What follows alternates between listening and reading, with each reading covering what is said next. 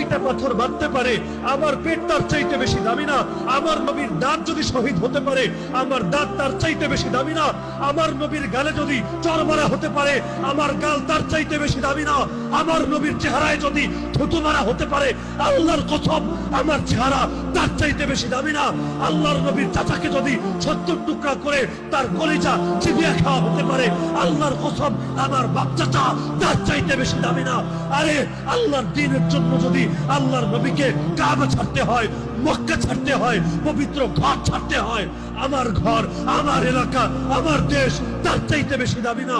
আমার মসজিদ, আমার মাদ্রাসা, আমার খানকা তার চাইতে বেশি না।